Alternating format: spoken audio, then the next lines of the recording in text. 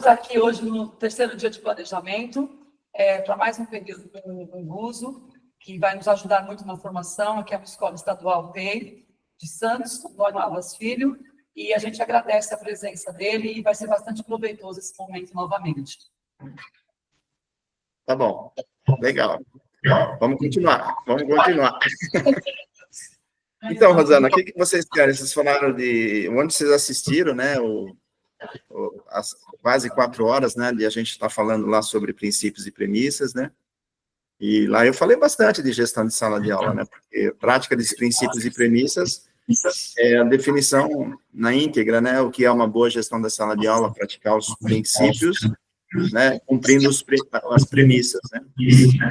Então, eu queria saber o que vocês gostariam de perguntar ou de que a gente possa abordar aqui. O que vocês gostariam, por favor?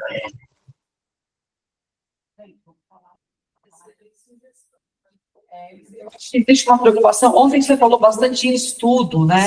Estava conversando com os especiais hoje. Eu acho essa nossa conversa de estudo, por menos que se tenha tempo, fundamental.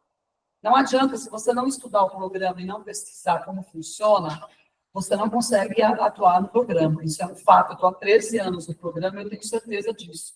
Vai fazer 13 anos agora, né? Acho que eu não completo os 13 anos porque eu estou saindo, mas enfim, 12 anos fechados. E eu vi nesses 12 anos, assim, quem procurou, quem se comprometeu, e no dia a dia mesmo, né, das coisas que vão acontecendo. Tem que estudar, tem que ler. Né, a gente falava do Sardinha, que é o Gomes da Costa, né, porque a gente chama de Sardinha, né, o apelido dele, por causa da lata de Sardinha. Tem que ler, né, tem que ler o cara. Às vezes você não tem tempo, que eu vejo os professores bastante soberbados, né, a carga horária deles é intensa, o horário de estudo, às vezes, não dá mesmo para você se inteirar muito, mas o pouco que tem, precisa ler. Porque aqueles PPPs antigos, lembra, seus, lá de trás, que agora a gente não escuta muito, eu acredito ainda naquilo, é um material que a gente tem na escola. E é um material que funciona muito para a gente trabalhar. Ainda que não esteja tanto em uso, né, para a rede, mas para a escola está. Então, eu acredito muito nessa formação. E outra coisa, é muito difícil o PCA formar um professor, né? A gente fala assim, o professor precisa de formação. Qual formação? Essa formação tinha que vir da diretoria de ensino, na minha opinião. Tá? Não existe formação via DR. As formações que nós temos são formações quebradas. Às vezes chama alguém de uma área e vai, né? Assim, mas é muito quebrado, tem que ser uma formação mais compacta. Por exemplo, hoje eu tenho um professor que nunca trabalhou em TI, só, todos os outros já trabalharam em TIs diversas, de ensino fundamental, médio, da cidade de Santos, São Vicente, enfim. Eu acho que é complicado essa coisa da formação. O professor precisa estudar, mas o tempo para isso. Então, eu queria que você falasse um pouco dessa coisa da formação mesmo, tá? Diretamente, bem prática. E aí, essa sugestão que eles sempre pedem, se você quisesse pontuar, eles também perguntarem alguma coisa mais específica.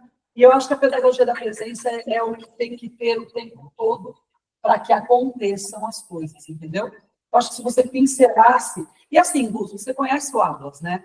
Você já esteve no Ablas, você trabalhou com a gente, o Thiago trabalhou com a gente na mesma época, ele é dessa época antiga, nós somos antigos, vamos falar a verdade, né? A gente é da época, você vinha no Ablas, né? Toda semana, então assim, a gente teve uma oportunidade muito grande de imersão, de formação. Nós fomos muito privilegiados, né? Hoje em dia não tem mais isso. Hoje é muita correria. Então, se você pudesse pincelar de uma forma bem prática em relação à nossa realidade, seria bem bacana também. Você sabe que aqui é ensino médio, você já teve a oportunidade de conhecer a nossa clientela, né? E eu acho que é isso, entendeu? Você não vai ter tanto tempo para falar muita coisa. Tá, só então repetindo basicamente na essência o que a gente conversou ontem, né, com a diretoria toda de Santos, né? Se os princípios acontecerem na escola, tudo acontece de bom na escola, né? E começa com um bom dia, né, que é um nada, que são as trocas dos pequenos nadas, e a gente sabe que quando o menino ou a menina chega na escola nova, se no primeiro dia você fala bom dia para ela, para essa criança, esse adolescente, né, no caso do Ablas, ele às vezes até olha feio para você, né? Então, é uma historinha que a gente escuta muito nas escolas, né? Então, no primeiro dia, você fala bom dia para o menino olha feio para você, não fala nada. No segundo dia, você fala bom dia, ele faz a mesma coisa. No terceiro, depois de uma semana, ele fala bom dia, bravo, né? Reclamando. O bom dia dele é um bom dia, bravo, reclamando. E depois, passa 15 dias, ele já começa a falar o bom dia normal, né? Por que é assim para ele? Ele não está acostumado a falar bom dia. Na família dele, ele não fala bom dia. Na comunidade onde ele mora, não se fala bom dia. O convívio que ele tem com os colegas, não se fala bom dia. Então, o bom dia é uma coisa estranha para ele. É uma inovação para ele, né? Então, quando o diretor, quando a equipe recebe o menino lá na frente da escola e fala bom dia todos os dias, vai chegar uma hora que ele vai falar bom dia, depois de um mês, sei lá, às vezes acontece isso, e depois o bom dia dele já fica mais cordial, mais respeitoso, e daqui a pouco você está dando até beijinho no menino, né? Então, começa com bom dia. Então, o que tem que acontecer no Hablas, e não que eu sei que acontece aí, mas tem que todo mundo dar bom dia, né? Todo mundo tem que dar bom dia. Seja para o seu colega, seja para o aluno, para todos os alunos. Então, por quê? Porque a gente vai falar um pouquinho aqui, né? Depois eu quero mostrar uns personagens, né, da Escola Ensino Integral. Sabe, se você passa na frente da pessoa e não percebe que ela está presente e você não fala bom dia, você está fazendo pedagogia da presença? Não. Né? Então, a primeira regra, a primeira coisa que vocês têm que combinar é que todo mundo precisa falar bom dia. E se alguém não falar bom dia, tem que perguntar, né, vocês gestores, vocês professores, falar para o colega, falar, você não falou bom dia, cara, por quê, né? É o que eu falo, o resumo ao mínimo, né, do que é a pedagogia da presença são as trocas dos pequenos nadas. É um bom dia, é um olhar carinhoso, é um aperto de mãos, é um abraço, é um sinal, né, você dá um cafezinho para ele, você oferecer uma cadeira para ele, etc. Então, começa com pedagogia da presença, né? Agora, junto com essa educação interdimensional, né, que é respeitar o quê? Respeitar os sentimentos, né, as alegrias e as tristezas dos jovens, do colega também, né? Respeitar o comprometimento ou não, a motivação ou desmotivação ou não, né?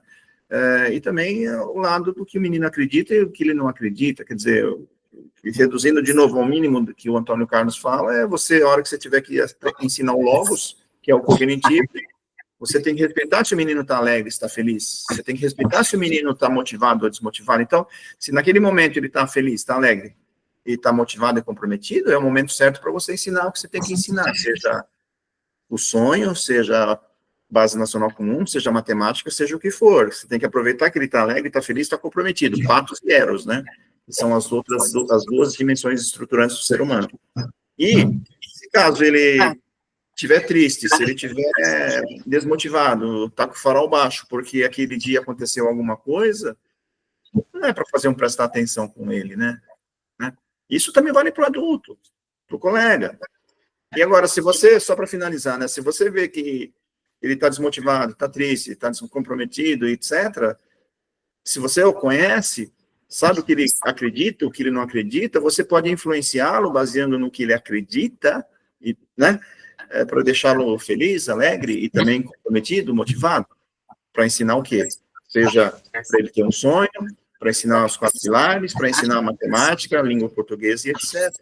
Então, pedagogia da presença, Rosana, você sabe melhor do que eu, né? Junto com a educação interdimensional, trabalhando juntas, sempre, né? Juntas. Não dá para pedagogia da presença sem educação interdimensional e vice-versa, não dá. Então, é isso que vocês todos precisam fazer, né? Na escola, no seu dia a dia, e todo mundo fazendo, isso funciona. E tem que cuidar, se tiver um furazóio aí que não quer falar bom dia, se tem um furazóio aí que faz prestar atenção quando o menino está triste, etc., tem que ajudar esse cara, né? E não é só a Rosana, né? Não é só o diretor que tem que dar fazer uma conversa com esse cara, os colegas também têm que fazer. Aí tem a corresponsabilidade, né? A excelência em gestão, né? E etc. Então, o que precisa fazer é exatamente o que o Antônio Carlos fala, no que o programa estabelece. Não sou eu que falo isso, é o programa. né? Agora, Rosana, a gente já falou isso várias vezes, né? Para você eu posso falar, e para a equipe eu acho que eu posso falar, né, também, né? Que quem quer fazer isso, né? Quem quer fazer isso que a gente está falando, pedagogia da presença, educação interdimensional, etc, etc. Quem quer fazer? Quem não quiser, quem não se sente à vontade, né? Vai procurar outra escola, porque ensino integral é isso, né? Tá? Agora, de novo, né? Pedagogia da presença e educação interdimensional, todo mundo precisa fazer da mesmo jeito, né?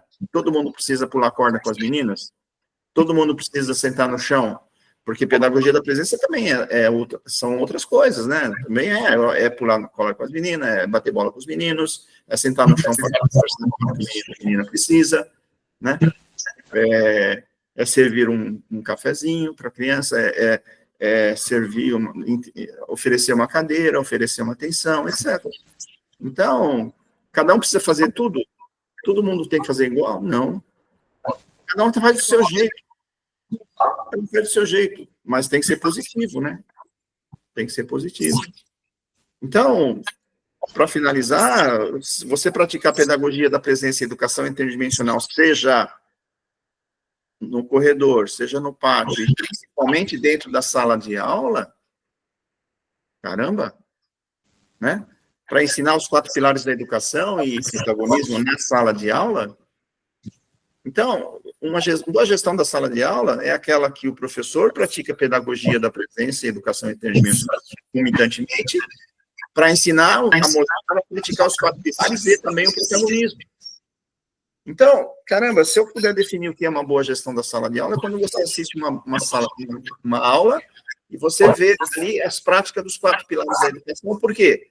Porque os adultos e alguns meninos e algumas meninas também praticam pedagogia da presença e educação interdimensional, né? Então, uma boa gestão da sala de aula é aquela onde há as práticas dos princípios do programa Ensino Integral, né? Simples assim. Não é eu que falo, né?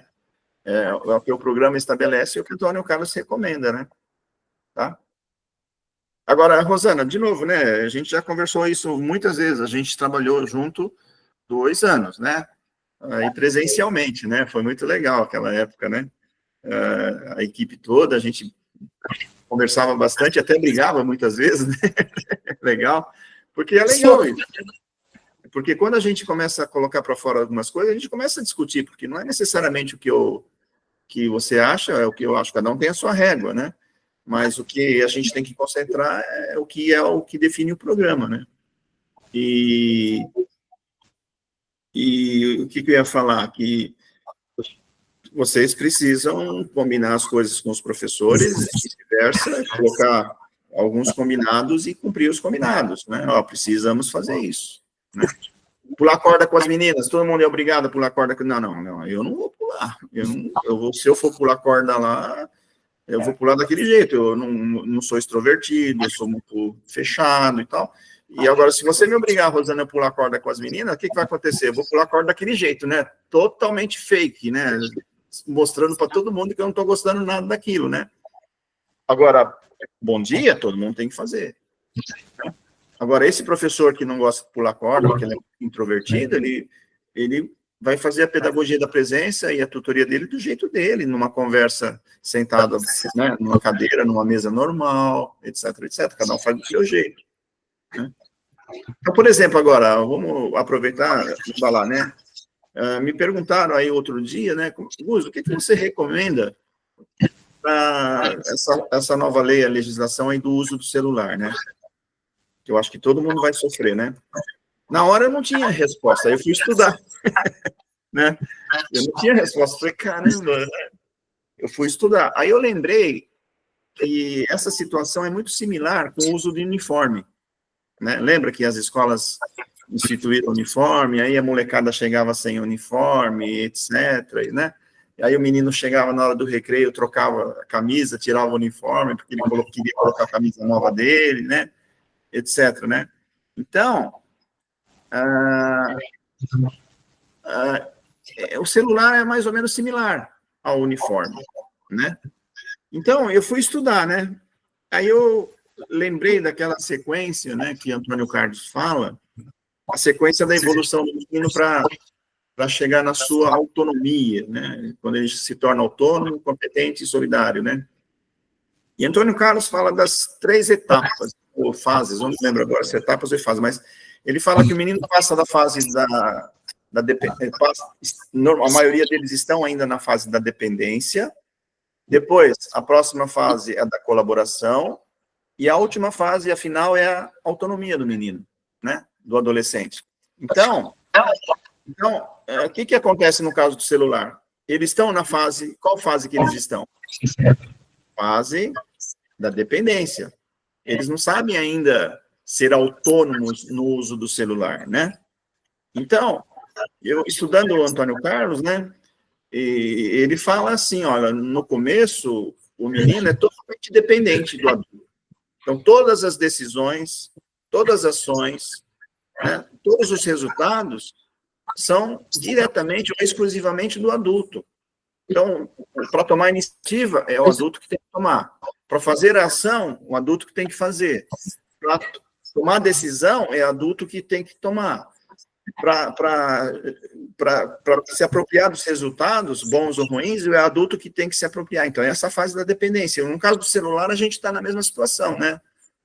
Então, aí, quando o adulto começa a trabalhar pedagogia da presença, educação interdimensional, 4 pilares da educação com esse menino, ele já dá para evoluir um pouquinho para algumas coisas para a fase da colaboração. O que é a fase da colaboração? É fazer juntos. É fazer juntos. O adulto com o jovem. Então, para tomar uma decisão, toma decisão juntos. Né? Para fazer a ação, fazem juntos. O resultado é comum, é dos dois, é compartilhado, porque fizeram juntos, tá? E a última fase é a fase da autonomia, quer dizer, o menino já sabe fazer junto, mas Antônio Carlos fala, ó, mesmo ele sendo autônomo, você não pode perder o papel de facilitador, de observador, de ajudador, né? Então, mesmo quando o menino é adulto, mesma coisa, né, em todo lugar, na família também, né? Quando o menino já é autônomo, o adulto tem que ser o facilitador, o mediador, o ajudador, né? Voltando para o caso celular. No caso celular, eles estão na fase da dependência, não é? Então, o Antônio Carlos fala assim também, outra coisa, que quando a melhor dessas 3 etapas é a etapa da colaboração, é o que deve ser mais utilizada, a etapa da colaboração, porque quando você está fazendo a colaboração, fazendo junto com ele, você pode trazê-lo da fase da dependência para a colaboração. E quando ele está na fase de autonomia, também tem que tomar cuidado, porque às vezes ele quer mal, aí você também fazendo junto com ele, você traz ele, né, mais para uma situação melhor. Então, no caso do celular, primeiro que eu acho que tem que explicar para a molecada o que é legislação. Será que ele sabe o que é uma legislação? O que é uma lei? Né? Tem lei para isso, tem lei para isso, tem lei para isso, tem lei para todas as coisas. Tem que explicar para ele que quando você comete uma infração no trânsito, por exemplo, estacionar no lugar errado, você é multado. Se você passar no farol vermelho, a multa é muito maior. E se você passar de N infrações, você... Por quê? Porque você não está cumprindo a legislação, certo? Então, é uma oportunidade que eu vejo, Rosana, no caso do celular, que vai ao encontro do que você está falando, gestão, né, de sala de aula, etc., que é uma gestão da sala de aula, o uso do celular, né? É chegar a explicar para eles o que é uma legislação. Depois, explicar para eles o que fala a legislação do uso do celular. Então, você vai falar para eles assim, pessoal, o que a gente vai fazer com o uso do celular, então, na escola? Se é uma legislação e a gente tem que cumprir. Porque legislação não é bom ou ruim, se eu gosto, se eu não gosto. Tem que cumprir. Tem que cumprir. E você falar, né, Rosana, ó, se eu deixar vocês usarem o celular, se eu deixar, quem vai preso sou eu, né?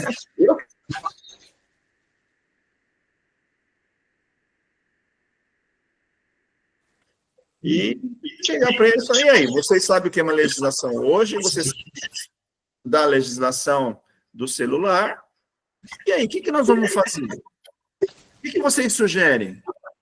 Que a gente, qual o jeito que vocês querem fazer? Vamos conversar, vamos alinhar aqui, vamos fazer um brainstorming, vamos fazer um combinado? Vamos fazer um combinado de como é que a gente vai usar? Agora, esse combinado, todo mundo precisa cumprir, ponto. Agora, se alguém não cumprir, o que a gente vai fazer com quem não cumprir? Também tem que combinar com eles, né, Rosana? Porque se quem não cumprir o combinado, o que nós vamos fazer? Deixe eles indicarem as coisas. Não é o adulto que tem que chegar logo de cara e colocar lá o que tem que fazer, o que deve fazer, porque isso aí você vai deixá-los ainda na condição da falta da dependência. Certo?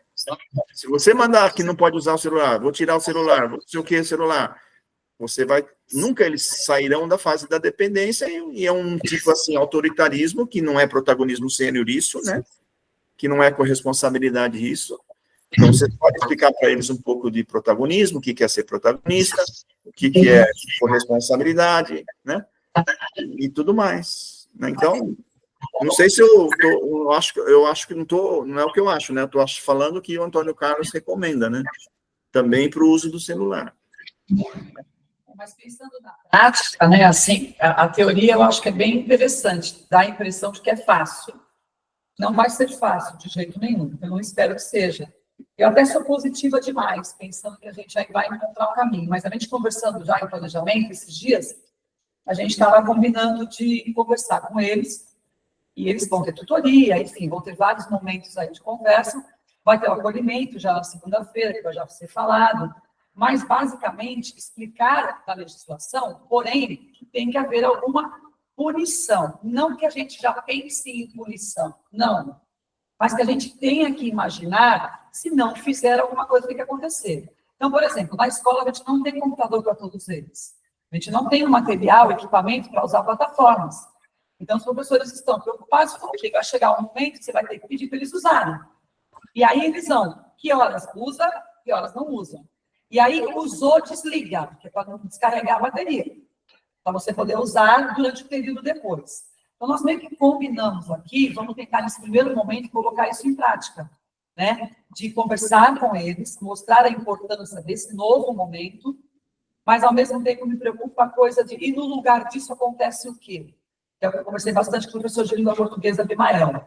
Ele coloca muito bem essa situação do aluno ler, do aluno ter outras atividades. Então, nós vamos conseguir dar conta disso? Não faço ideia. Eu acho que o governo acabou proibindo por uma série de circunstâncias de violência, de violência, de filmagens em sala de aula. A gente percebe que tem um fundo bem assim, né? Nos espaços físicos, a escola, enfim.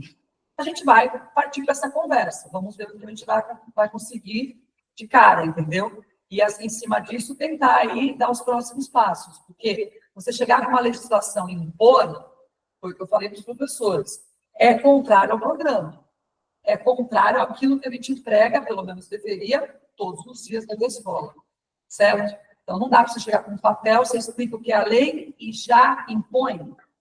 Isso é contrário a tudo aquilo que a gente fala de protagonismo, autonomia, enfim, tantas outras situações do treino, entendeu? Agora, é importante eles saberem, né, Rosana, o que é uma legislação, né? Sim. Isso é importante. Agora, outra coisa, né, não estou provocando, eu acho que eu tenho que falar para vocês também, né, eu tenho que ser sincero com vocês. O adulto também não pode usar, certo? Então, nós vamos ter que usar. Como é que a gente vai se comunicar?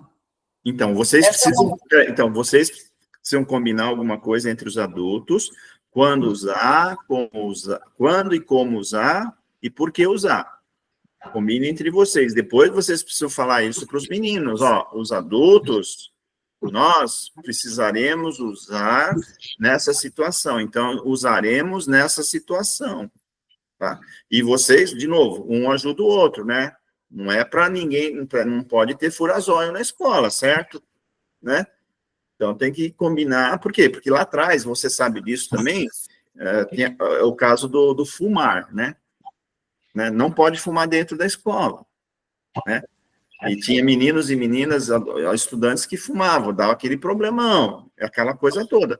Mas, ao mesmo tempo, você via em algumas escolas que tinha professor que fumava. E que tinha professor que saía para fora da escola para fumar lá fora. E aí também, isso também, né, é complicado.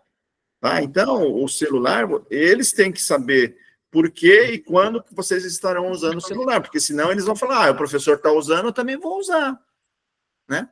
O exemplo tem que ser vir de cima para baixo, e se vocês tiverem que usar, vocês vão usar naqueles momentos que vocês combinaram, naqueles momentos que são necessários, né?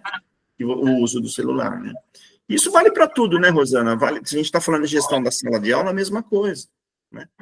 Tem que combinar que todo mundo tem que praticar a pedagogia da presença, tem que combinar que não pode dar croque na cabeça do menino, tem que combinar que, né, tem coisas que não precisa nem combinar, mas isso daí é o programa Ensino. Tá bom? E aí, vocês querem que eu... Gente, fala do cigarro, da saída para fumar.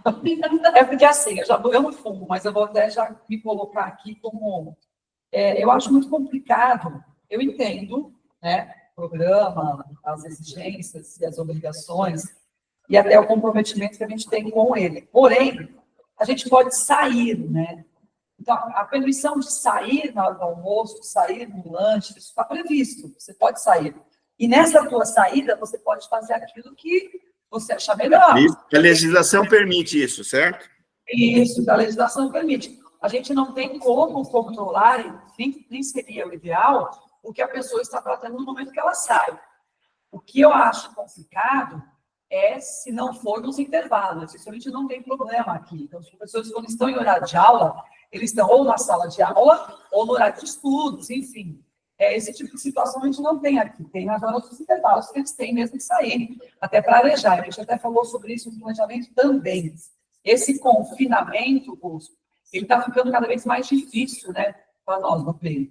Não do professor, mas do aluno, porque o PEI, eu sou da segunda turma, vamos dizer assim, ele ficou muito desinteressante à medida que ele mudou muito e perdeu suas características, né? Então, as outras escolas que não me ouçam, as que estão começando, enfim, a gente está sempre incentivando. Mas quem é antigo no PEI sabe disso. Então, hoje o menino entra às 7h30 da manhã aqui, vai sair 4h30 da tarde, e ele tem uma aula de educação física, dependendo da disciplina, dependendo da série, né? E aí entra o itinerário para suprir, que na verdade não vai suprir, e aí você vai fazer um passeio, não dá para sair para fazer um passeio, porque existem N empecilhos para você levar esse menino, no nosso caso aqui na praia, em frente.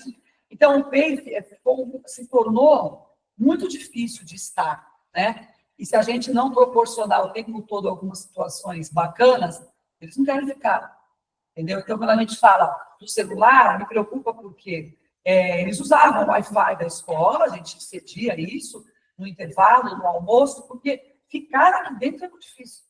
Eu posso sair no shopping, no médico, os professores podem ir onde eles querem, no horário de intervalo, e os alunos? Eles não podem sair daqui de dentro, né? Assim, existe o confinamento. E aí é contrário, né? Porque me parece que toda a formação que a gente teve de PEI, hoje, ela não que mude, ela não foi adaptada à realidade do que está acontecendo.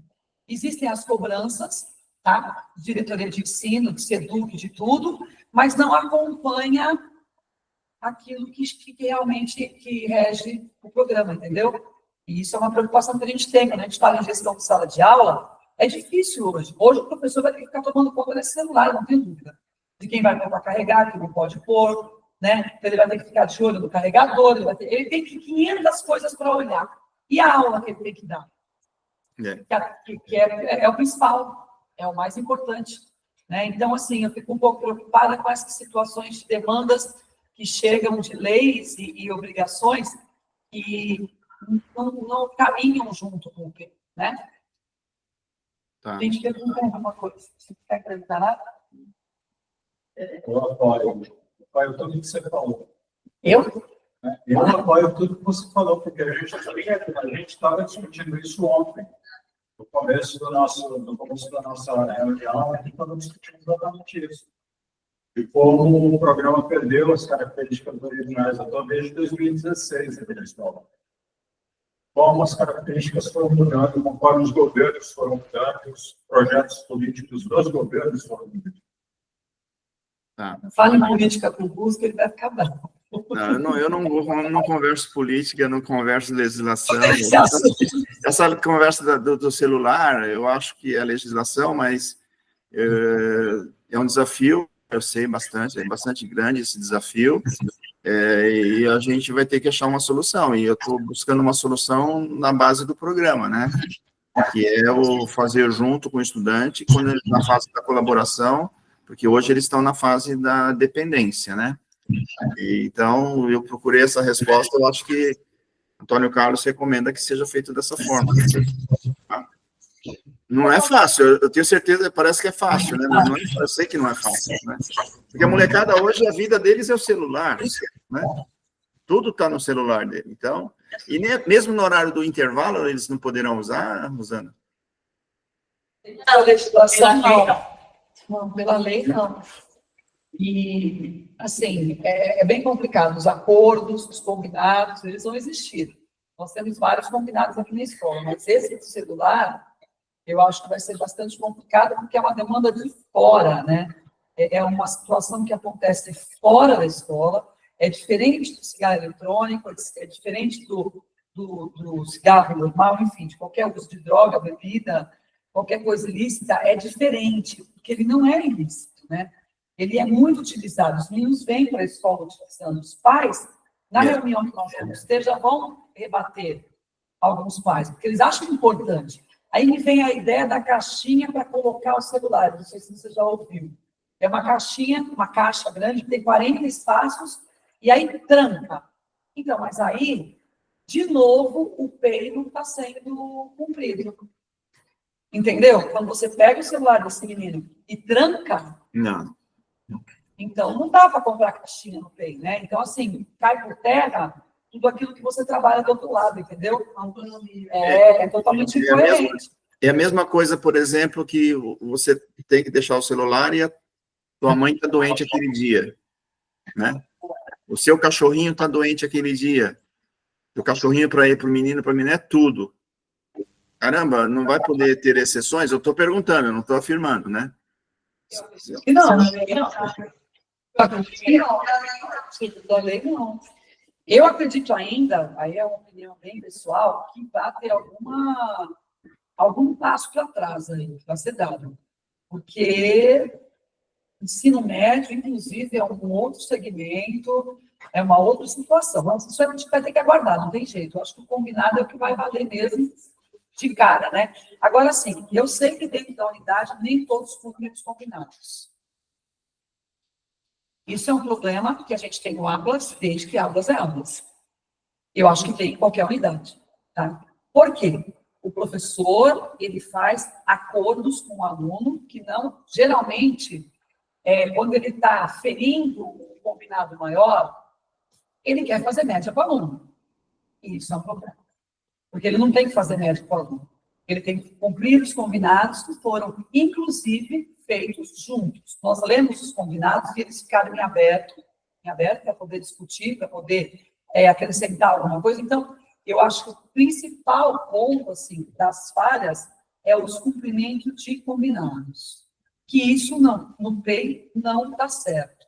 No regular, até dá certo. No meio período, no parcial, no PEI, se você não falar a mesma língua, caminhar junto, esquece. O último a sair apaga a luz. A gente começa em fevereiro, quando chega em junho, já está engatinhando, quando chega setembro, você está morto já. Você está brigando com coisas de fevereiro, discutindo situações de fevereiro. Então, assim, eu penso que está tudo junto, né? Está tudo aí. A pedagogia da presença, interdimensional, o combinado, começa a virar uma engrenagem só. E aí a pessoa precisa aderir. Eu lembro muito que se falava em se despir, não sei se você lembra disso. Se usava muito esse termo que a gente tinha que se despir, né? De tudo que a gente tinha aprendido e tinha visto lá fora, que a gente vem mesmo com hábitos diferentes. Até de PEI para PEI vem. Tem escolas que não funcionam como PEI. Tem escolas que elas são PEIs no papel. Na prática, elas não funcionam como PEI. Né? Então, assim, é perigoso isso. É perigoso, você tem uma nomenclatura que você tem que seguir, e às vezes, não estou dizendo que é o nosso caso, mas as PEIs são muito diferentes. E tem muitos professores que, quando vêm, passa 6 meses e fala, olha, era totalmente diferente ao meu lado, entendeu? E eu acho perigoso isso. Então, eu penso que a formação também não é só da pessoa estudar e ir atrás. Essa formação tinha que ser maior. Eu não sei como é que existe a situação de verba, essas coisas, mas que nem nós, a diretoria de Santos, isso tinha que ser feito nos segmentos. Diretor, vice, PCG, PCA, professor de área, né? Porque a gente é meio que doutrinado no PEI, né? A gente acaba sendo doutrinado no PEI. Depois de tantos anos, você já começa a pensar de outra forma. Quando você entra numa escola regular, você não reconhece mais a escola, né? Você fica bem fora da realidade, daquela realidade. Então, os combinados, eu acredito que seja a base, né, para a gente iniciar. Os combinados, a gente já fala desde 2012, no Ablas, que anos, 6 anos que a gente trabalhou no Ablas, foi que ano? Quantos anos? 15, 16? 15 e 16, você falou em seguida que vocês entraram, 1 ano ou 2 depois que vocês entraram no PEI, né? E a gente sempre fala, pessoal, combinados é o norteador dos relacionamentos da escola, né? Os combinados são os norteadores para você construir um relacionamento positivo na escola. Relacionamento positivo, não necessariamente no início, não são fáceis, né? Positivo é quando é positivo para você, é positivo para mim, é positivo para todo mundo. Então, e para você construir relacionamentos positivos no primeiro momento, não são fáceis. Mas os combinados precisam ser construídos e precisam ser cumpridos e precisam ser monitorados. A gente falou isso muito aí no Ablas, né? Quem estiver cumprindo os combinados, elogia e incentiva. Quem não estiver cumprindo os combinados, senta e conversa e registra, certo? Porque os combinados, o que significa os combinados? É um contrato, é um acordo que você faz com as pessoas. Se você cumpre os combinados, você é um cara íntegro, honesto, né? Ético, etc. Agora, se você não cumpre os combinados, o que você é? É o contrário disso. Os combinados definem o quê? Corresponsabilidade, excelência em gestão, né? Protagonismo sênior, porque quem cumpre combinado é protagonista, quem não cumpre combinado é o contrário. Então, agora, eu posso compartilhar uma coisa só para vocês entenderem, porque quantos professores são novos aí, Rosana? Desse ano são 4 professores. 4, né, gente? Santiago, Rosana, tanto e o de fora. A participação física não trabalhou com ele. Tá. Então, eu queria só mostrar, então, dos combinados, já que vocês falaram que eu acho que os combinados é um ponto que eu gostaria de mostrar para vocês, tá? Pode ser? Eu vou compartilhar aqui um material. Deixei separado algumas coisas aqui. Vocês estão vendo o PowerPoint eu mexendo nele? Sim. Tá.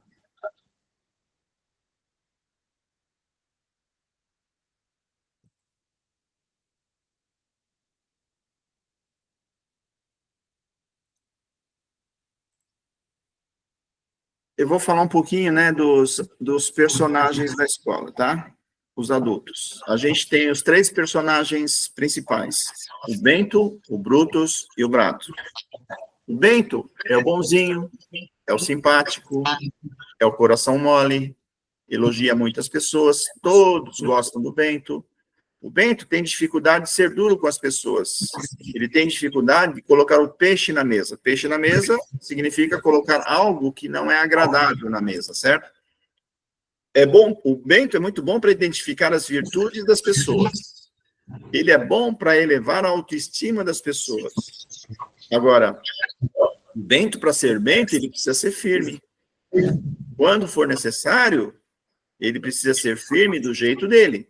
Precisa colocar o peixe na mesa. Senão ele não é Bento. O Bento precisa ser firme. Temos o Brutus. O Brutus é o durão. Não é tão simpático igual ao Bento. Tem gente que não gosta dele. Brutus tem dificuldade de elogiar. Ele é o coração peludo da escola. Tem facilidade de colocar o peixe na mesa. Diferente do Bento. Ele é muito sincero. Todos confiam no Brutus. Por quê? Porque ele fala o que pensa. Ele é bom para identificar os pontos de atenção. E o Brutus é bom para elevar o desempenho e os resultados das pessoas. Agora, o Brutus, para ser Brutus, precisa ser generoso. Quando for necessário, o coração peludo precisa ser macio. Tá? Precisa elogiar. Aí temos o Brado. O Brado é o equilibrado. É o meio termo entre o Brutus e o Bento e o Brutus. Agora, o Brado tem o papel de ser mediador, principalmente entre o Bento e o Brutus. Ele não pode ficar em cima do muro, porque se ele ficar em cima do muro, ele não é Brado. Aí a gente tem o personagem adulto difícil. Esse cara é o nem aí. Esse nem aí é, às vezes, o coração peludo que não é generoso. Ele tem todas as características do Brutus, mas ele não ajuda as pessoas, não elogia as pessoas. E o nem aí é o coração mole, que é o Bento, mas que não é firme. Esse cara tem todas as características do Bento, mas ele não fala, às vezes, o que precisa ser falado. E temos aquele cara que também, que poderia mediar, que é o Brado, mas fica em cima do muro, ele só fica assistindo e não intervém como mediador. Tá? Agora, é preciso cuidar do nem aí, né? O nem aí é aquele que está nem aí com os colegas estudantes. É aquele que está nem aí pelos princípios e pelas premissas e valores. Quais são as atitudes do nem aí? O nem aí é aquele cara que passa por você e não fala bom dia. Por quê? Porque ele passa por você, percebe a sua presença e não te fala bom dia. Ele está nem aí com você. O nem aí é aquele cara que, quando você está conversando com ele, ele está mexendo no celular. Porque quando ele está mexendo no celular, conversando com você, o que ele está falando na sua cara? Estou nem aí com você. O nem aí é aquele cara que, quando constrói um combinado, não cumpre o combinado. Porque ele está nem aí para os combinados. Não é? O nem aí é aquele cara que chega atrasado todas as vezes. O nem aí, porque ele está nem aí com você, se ele faz isso. O nem aí é aquele cara que falta e às vezes poderia ter evitado a falta. Então, quando ele falta, ele poderia evitar a falta, o que ele está falando para os estudantes e para os colegas? Estou nem aí com vocês. Né? Então, quem pode ser o principal nem aí da escola? Porque, em vez em quando, eu sou nem aí. Peraí, desculpa. Em vez em quando, eu estou, sei lá, preocupado, acontece alguma coisa, eu passo por você e não falo bom dia. Não, mas se eu fizer isso de novo, você... Isso é comum, é frequente.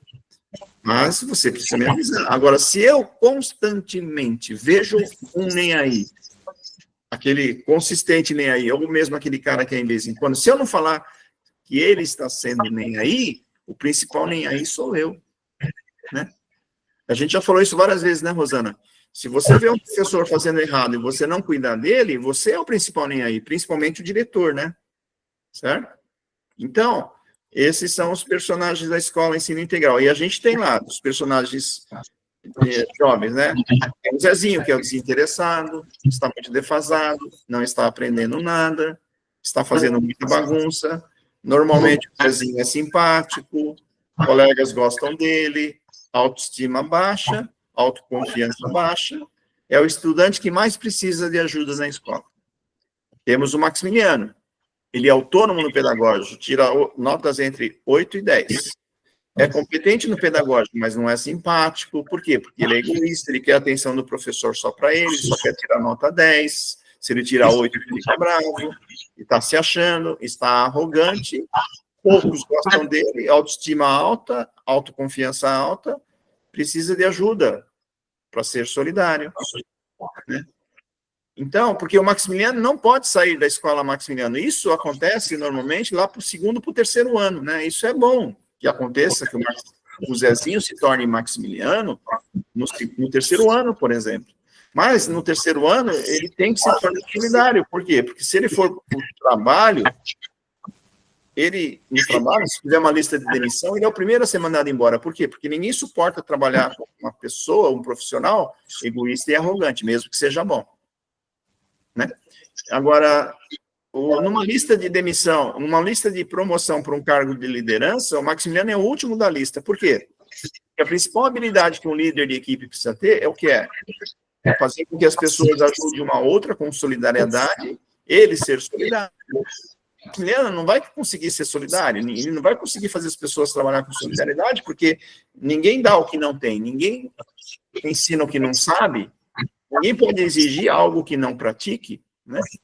Então, o caso do Maximiliano, temos que fazer com que ele vire solidário antes de sair da escola, para que ele vire o quê? Vire o Protinha, né? O Protinha é o autônomo, sabe se virar sozinho nas atividades, é competente e é solidário, né? É o estudante protagonista, tá? Quem é o tutor ideal para o Zezinho? O Bento, né? Tem paciência, vai escutar, vai elogiar, etc. Quem é o tutor ideal para o Maximiliano? É o Brutus, né? Agora, quem é o tutor ideal para o Protinha? Qualquer um. Tá? E... Então, Rosana,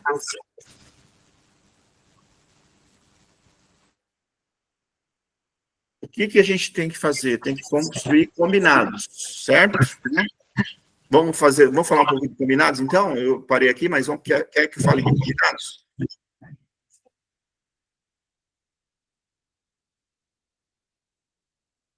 Vamos procurar aqui.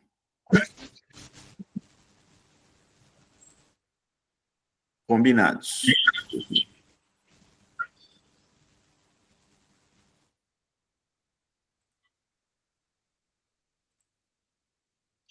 Construir relacionamentos positivos, que a gente já falou, e no início não necessariamente são fáceis.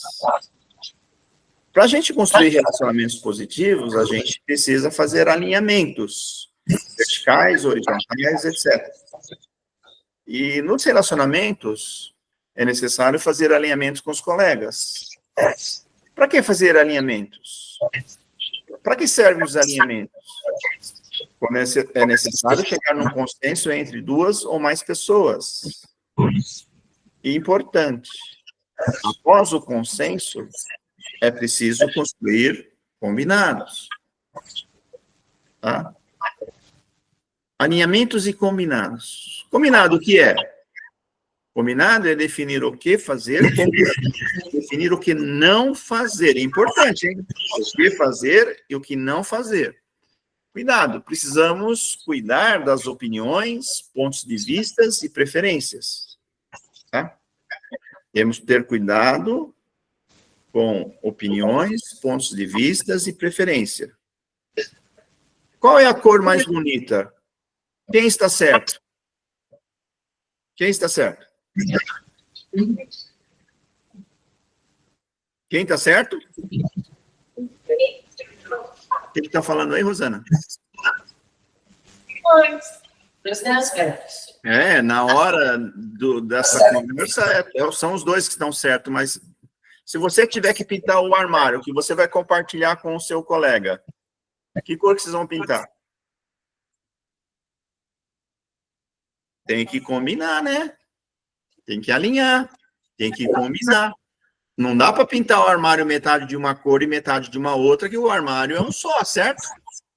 Chegar com a cor. Mistura as duas cores, né? Pessoal, quem está certo? Quem está certo? Os dois estão certos, né? Então, imagina, você, Rosana, você está de frente para toda a sua equipe. Tem um 6. Você está vendo 6. Está todo mundo vendo 9. Está todo mundo vendo 9. Aí você fala, é 6, o outro é 9, todo mundo 9. Aí você vai achar que estão fazendo um complô contra você, né? Porque a escola toda está contra você. Como é que eles estão enxergando 9 se você está enxergando 6? O que precisa fazer aí? Precisa fazer um alinhamento. Ó, pessoal, vem aqui todo mundo ver que número que eu estou vendo. Ou, Rosana, venha ver aqui o que nós estamos vendo que você não está vendo. precisa fazer o alinhamento. Por exemplo, para decidir uma nota de comportamento para o aluno. Então, não podemos dar a nota baseando-se em pontos de vista. Preferências. Quem é o melhor professor? Eu prefiro o Brutus, eu prefiro o Bento. Quer dizer, a gente pode definir que o melhor professor é de acordo com a sua preferência? Também não. Né? Quem está certo? Vocês estão vendo aí o pato e o coelho? Vocês estão vendo o pato e o coelho? Estão vendo? Sim. Tá. Agora, quem está certo? Então, pessoal, quando você começa a discutir pontos de vista, percepção, até numa conversa informal pode dar briga. Como é que você está vendo um pato? Pelo amor de Deus, professor! E você, professora, como é que você está vendo um coelho? Onde já se viu? Numa conversa informal pode dar briga. Então, todo mundo tem o seu ponto de vista, todo mundo tem a sua régua, a sua percepção. Agora, quem está certo aqui?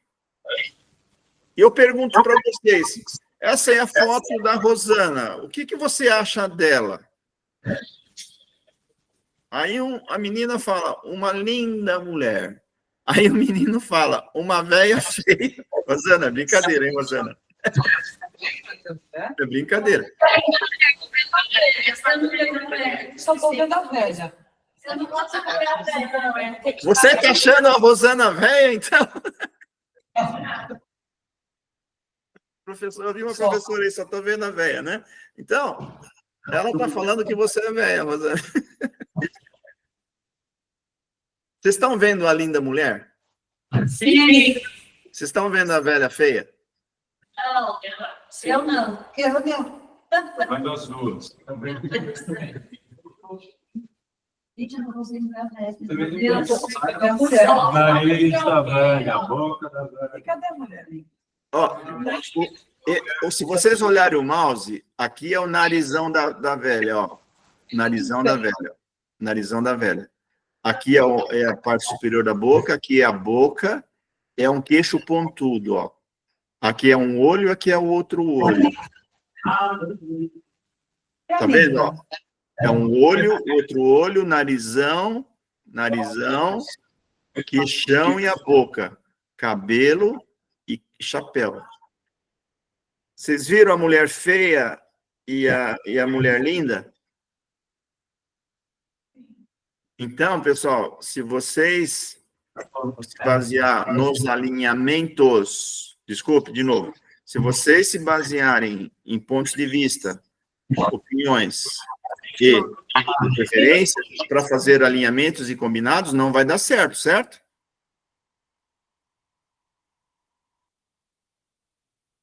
Tá? Então, como é que a gente faz alinhamento?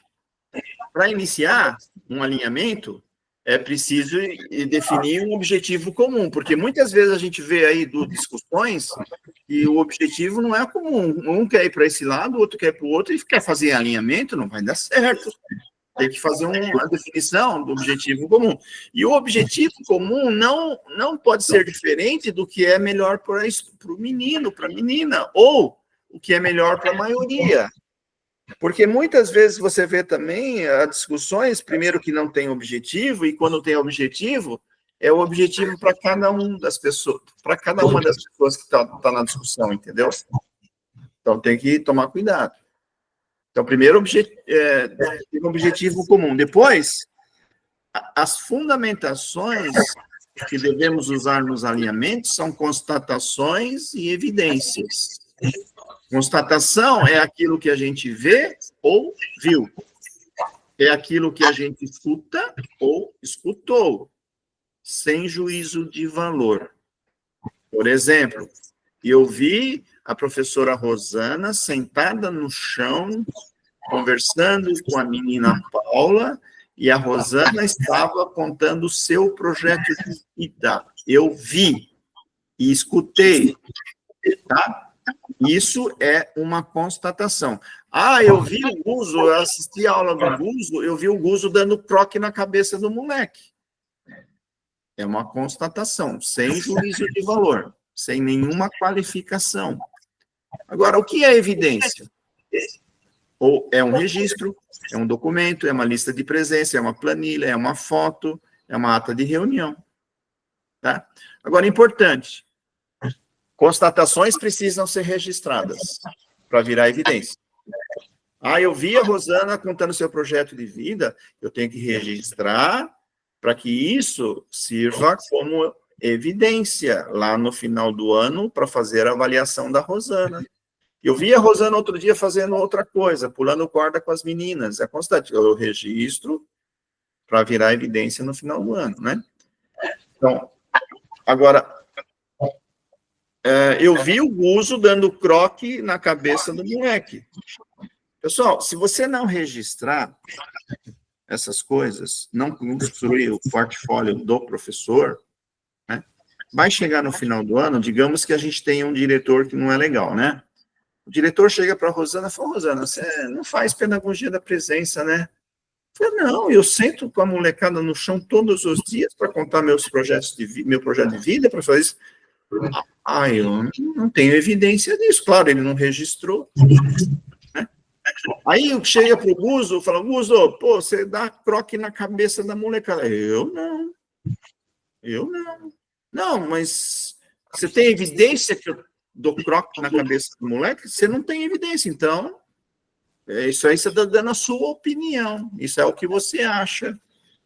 Do croque. Aí, então, as constatações precisam ser registradas para virar evidência, tá? E evidências também precisam ser constatadas, tá? Evidências precisam ser constatadas. Tá? Por exemplo, aconteceu lá em 2013. A gente chegava nas escolas e perguntava para o diretor, você está fazendo reuniões com os líderes de turma? Aí o diretor, um deles falou assim, estou fazendo, mas você não tem evidências? Não, puxa, não tem evidência, não tem uma ata, não tem uma foto, não tem nada, não tem. Aí eu saí, né, da sala, fui perguntar lá para os meninos, os líderes, de turma, como é que vocês estão fazendo reunião com o diretor? Pô, estamos fazendo sim, então. E você, eu perguntava para o outro, para 3, 4, estão fazendo? Estamos fazendo.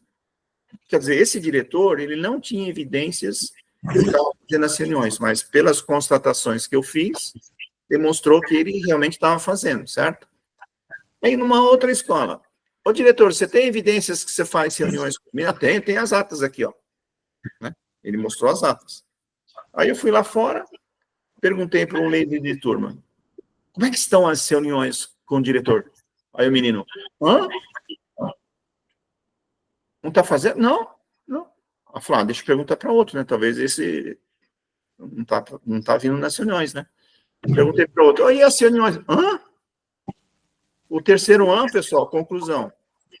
O diretor tinha as evidências, mas ele não estava fazendo as reuniões.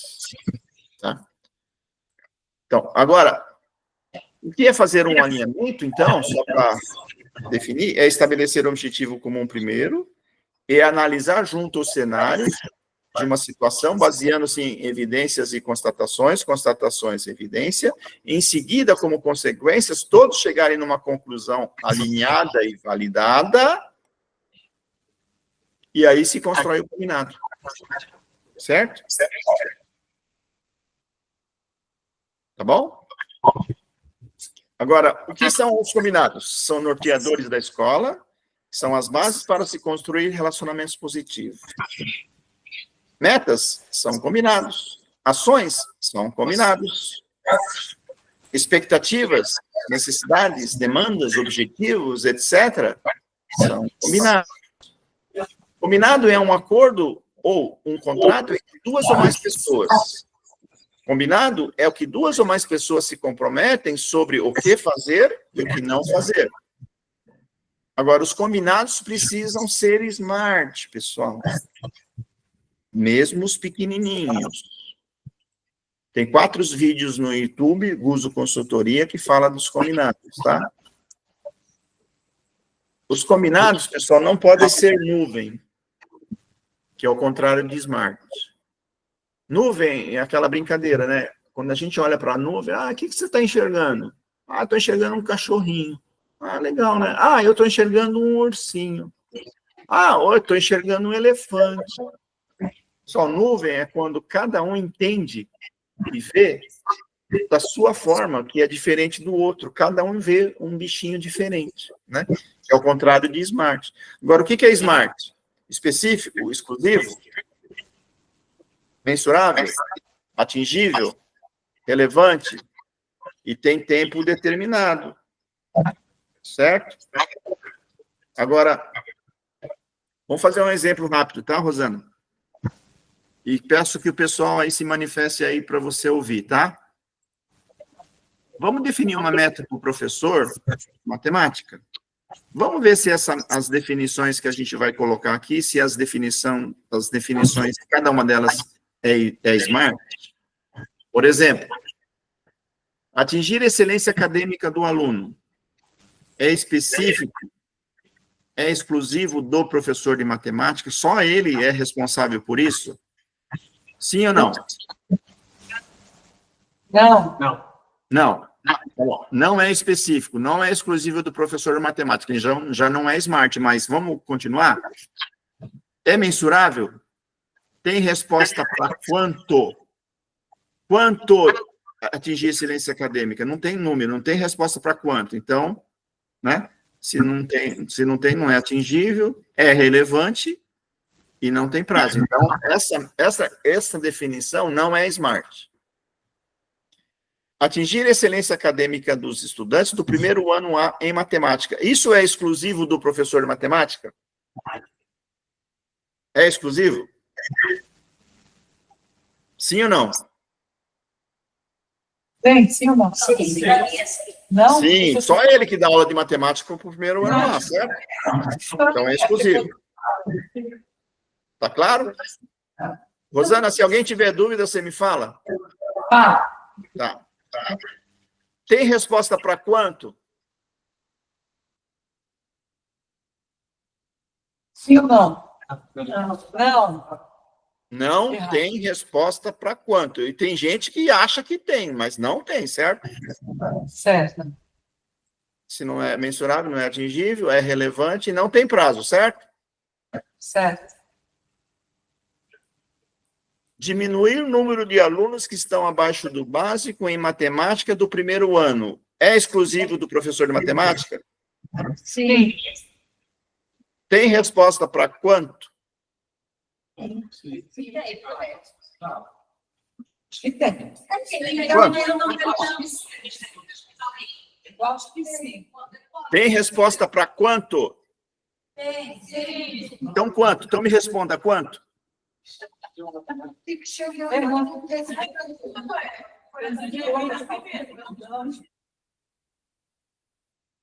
Quem falou que tem resposta para quanto, então me responda.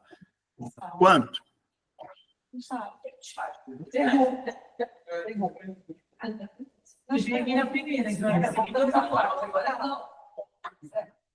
Não. Mônica.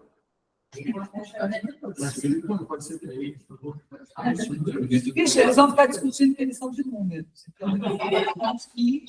Quanto? Quem falou que tem resposta para quanto, então me responda. Diminuir o número de alunos que estão abaixo do básico. Quanto diminuir? Mônica, responde. Quantos alunos estão abaixo do básico? Quanto?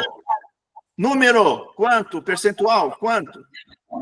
Quantos alunos estão abaixo do básico? Quantos alunos estão abaixo do básico nesse Eu centro? estou falando se essa definição tem resposta para quanto. Eu não quero extrapolar além dessa pergunta. Porque isso aí é a meta que eu estou estabelecendo para o professor. O professor precisa saber quanto. Quanto? Tem resposta para quanto? Mas não é verdade. Entendi. Agora eu posso virar. Eu entendi. Tem quanto? Não. Não. Mudamos a resposta. Não, mais fácil. Não tem resposta para quanto, pessoal? Não tem. Se você estabeleceu uma meta para o professor de matemática, eu estou diminuindo mas quanto? Não, não tem, você não falou. Certo? Não tem, não é atingível, é relevante, não tem prazo também, certo? Certo. E agora?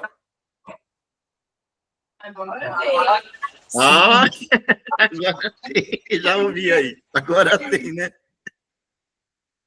É exclusivo do professor de matemática? Sim.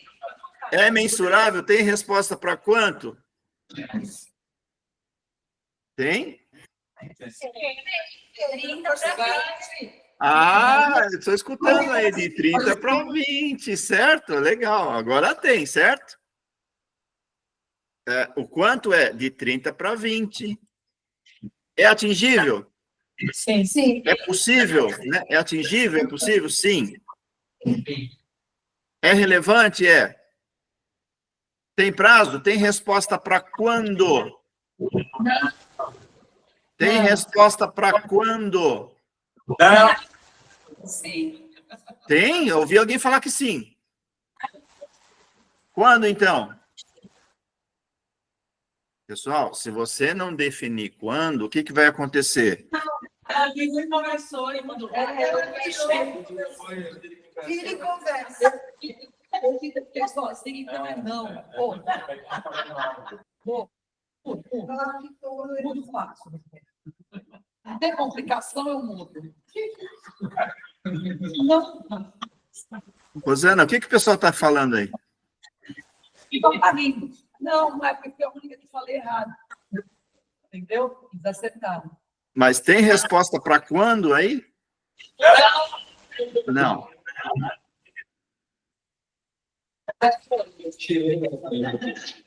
E agora?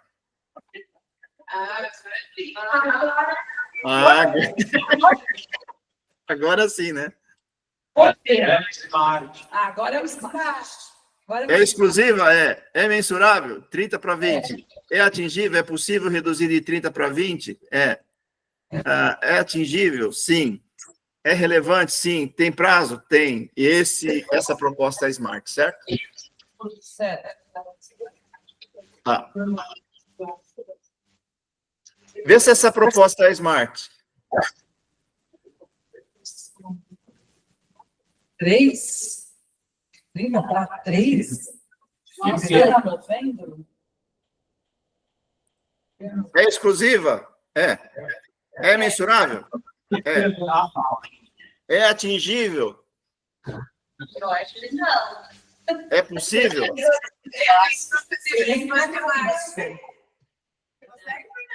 É possível?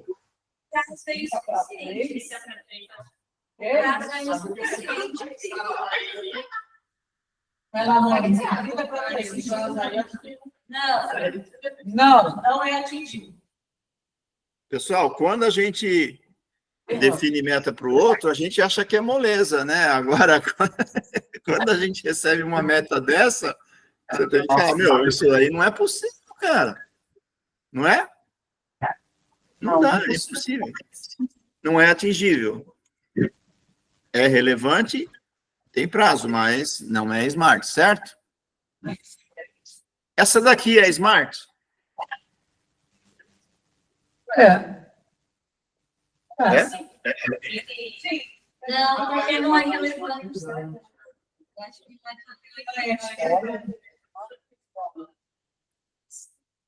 Vamos lá.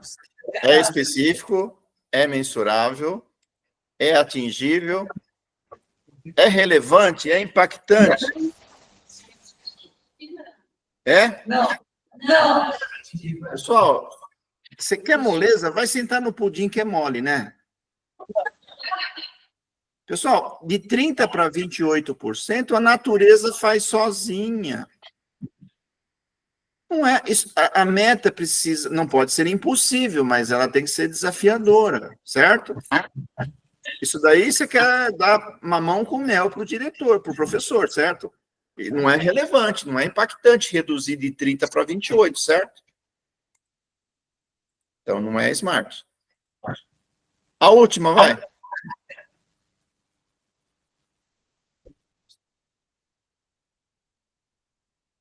Fazer curto. Nossa, é muito curto. Não acho, né? É irreal.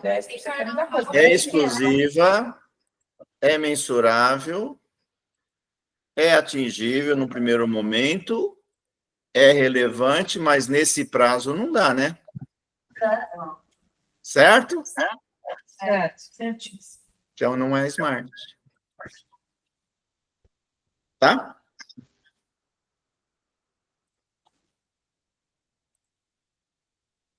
Então, quando a gente for estabelecer um combinado, uma determinada ação pequena,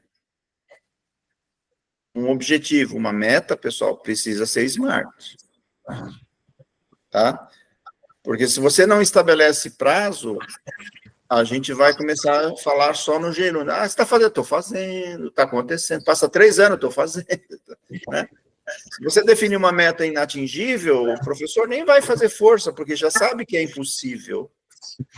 Se você estabelece uma meta muito frouxa, não precisa fazer nada, o professor não precisa fazer nada, ele deixa a coisa rolar. Às vezes você estabelece meta que é para todo mundo, tipo assim, ó, vou estabelecer um exemplo claro. O professor precisa garantir que todos os demais professores tenham uma assiduidade de 98%. Está dentro da governabilidade dele o desempenho do professor, dos colegas na não.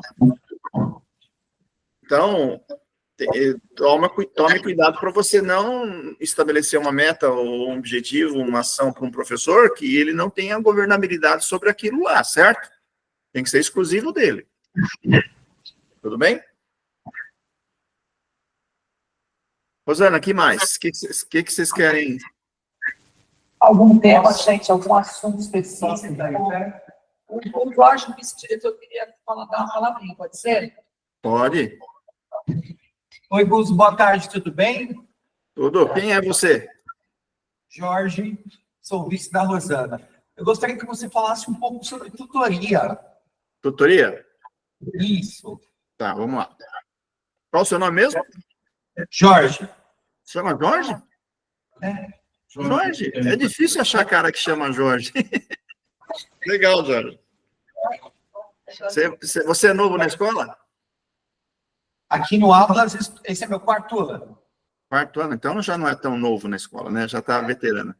Mas legal. Tutoria. Quais as 2 principais coisas que o tutor precisa praticar, Jorge? Pedagogia da presença e educação interdimensional. As 2 principais ferramentas do tutor, as 2 principais ferramentas de trabalho do tutor, de novo, Jorge, você vai ficar de saco cheio, mas as 2 principais ferramentas, pedagogia da presença e educação interdimensional, certo? Um dos principais e primeiros objetivos que o tutor, que também não consegue fazer exclusivamente sozinho, é fazer o moleque ter um sonho.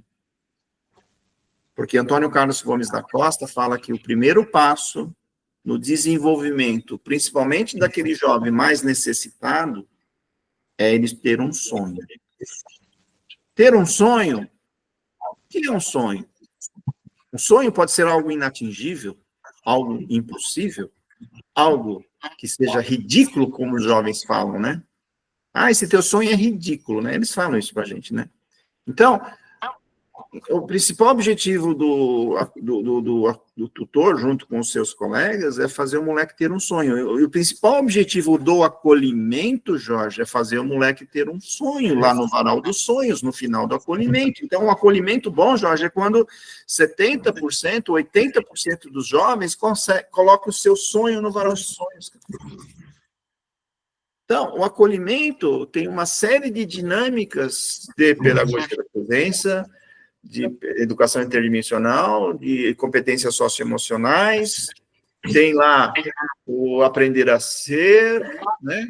Tem o aprender a conviver, tem um aprender a conhecer, tem um aprender a fazer no acolhimento, e todas essas atividades holísticas e muito divertidas, interessantes, tem o objetivo de desenvolver todas essas coisas que a gente falou, mas na culminância do acolhimento precisa ter lá o varal dos sonhos, que é fazer o moleque sonhar.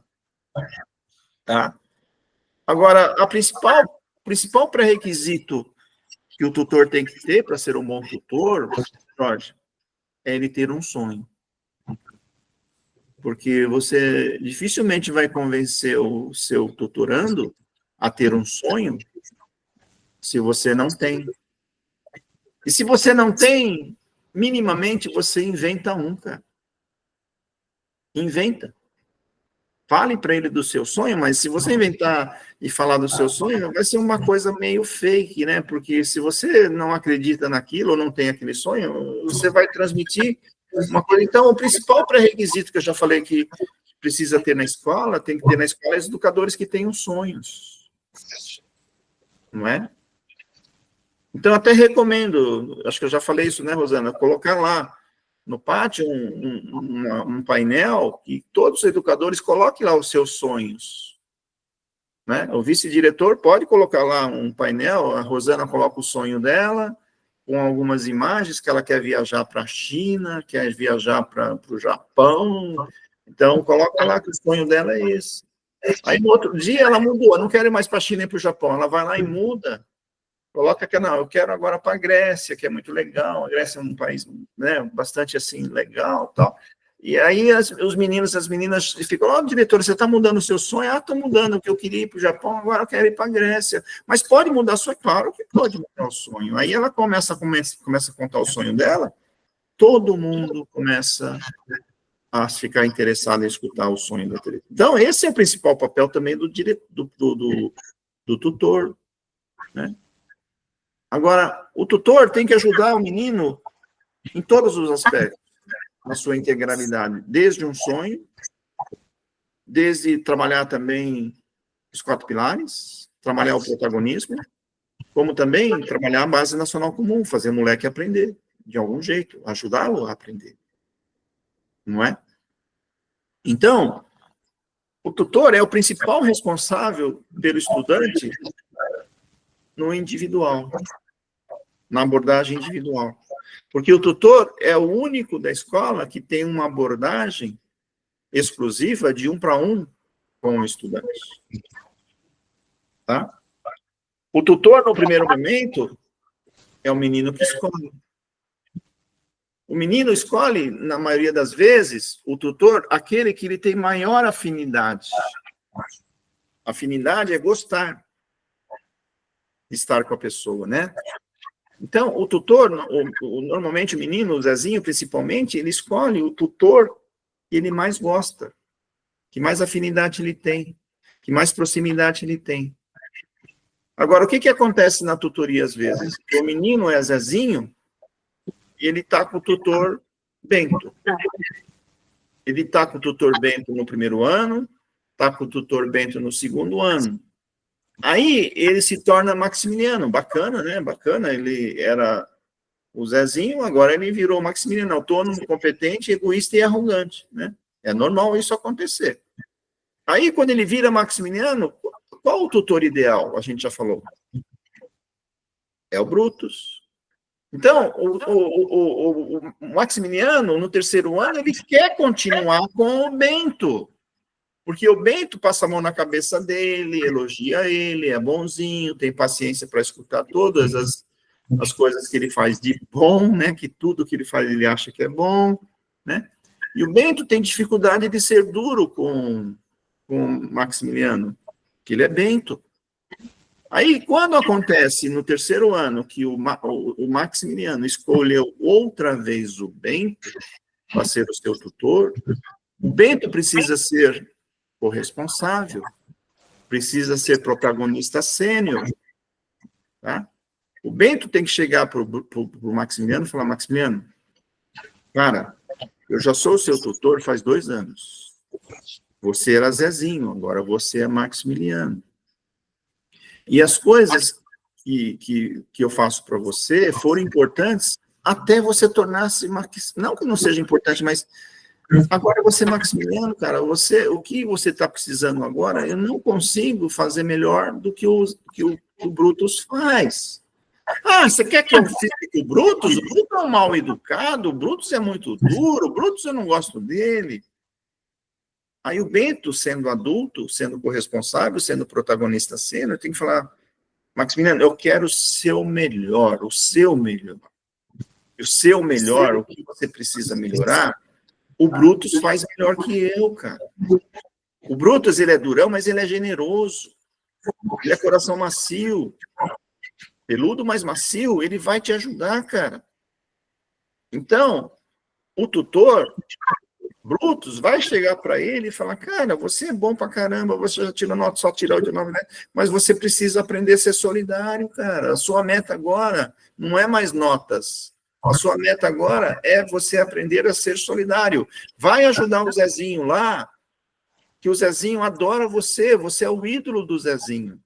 E você adora o Zezinho porque ninguém gosta de você, porque você é egoísta e arrogante, e o Zezinho, todo mundo gosta dele, você nas baladas, o Zezinho carrega você nas costas, né? Porque você vai na balada com o Zezinho, todo mundo gosta do Zezinho, e você fica lá aproveitando da popularidade do Zezinho. Então, o Zezinho te ajuda, você tem que ajudar o Zezinho agora. Você tem que ajudar o Zezinho a ser autônomo no pedagógico. Ele te adora, você adora ele, cara. Então, vamos combinar aí. Tá? Esse é o papel do tutor. Né? Agora, não é só o tutor, né? O Jorge, não é só o tutor, mas tem algumas coisas que são importantes, né? O Zezinho, por exemplo, está com autoestima baixa, autoconfiança baixa.